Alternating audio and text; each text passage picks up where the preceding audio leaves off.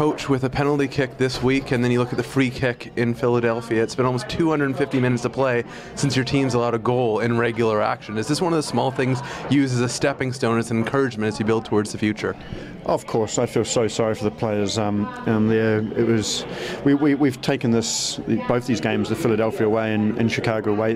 Both those teams desperately needed a win, and we took it as like an away leg in a playoff game. And in both games, they've been absolutely fantastic. And it's been two set pieces that have broke them down. And the chances that we had in the first half, they're incredibly good chances that we have to finish. We didn't, and then you leave it in the hands of the gods, or maybe not a god, but a freeing decision that I think when he looks back and sees it, he'll probably say he's made a bit of a mistake. But unfortunately, that's long gone, and I won't be holding my breath when I hear a sorry for that one. Was it a message of patience in preparation for today's game, seeing as though the position that Chicago is in and how things are very tight for them? Was it a message of patience for your players? Well, we knew that they needed to win, and we knew that if we were solid, we'd get them in situations on the counter-attack, which we did in the first half. But we knew we'd have our opportunities, and as I said, what we didn't want to do is go down early, have a goal early. Because that obviously gives them life. You know, the pressure goes off them, and as you saw, as soon as that goal went in, we had to go out of our shell a bit and out of our formation and structure, and they got a whole kind of life. Before that goal, the crowd was getting uneasy. They were uneasy. It was a very comfortable situation, and again, the referee's left his fingerprint on the game. Unfortunately, he couldn't just stay out of the news, but that's life. We move on. You said you weren't looking to allow a goal early. Is it a sense of comfort for you when you look at the goalkeeping tandem that you've had all year, that Steph can come in and play so strong in the first half? Oh, that save Stefan made would probably be, for me, it's the save of the season.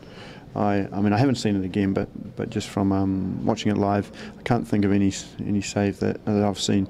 He walks into 80%, 90% of any MLS team. He's the number one keeper. He walks into there and he starts them. That's so lucky for us to have. Unfortunately, Joe's just been so good as well. But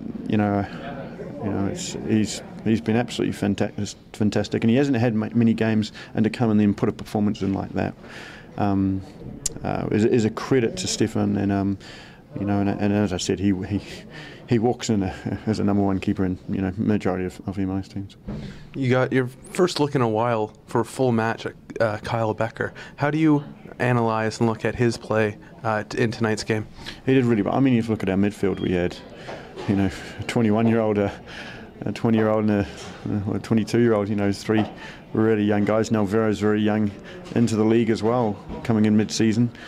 So we were down to our bare bones. We had a lot of inexperience out there, but it really showed you how far they've come. And Kyle was really good today. So was John Ezra. A lot of them was. I don't like singling out individuals, but I thought Kyle, his maturity level is in his game has come on leaps and bounds, and it still will. And he's only going to get better and better. And finally, you had the digital signage between you, and I think it's the furthest I've seen you from the pitch in the first half of the game all season. Was that one of those oddities in a stadium that was a little awkward for you, being so far away? I've never seen that before. So it's interesting. I have that, and then I have a penalty decision given like that. I haven't seen one of those before either. So two new ones today.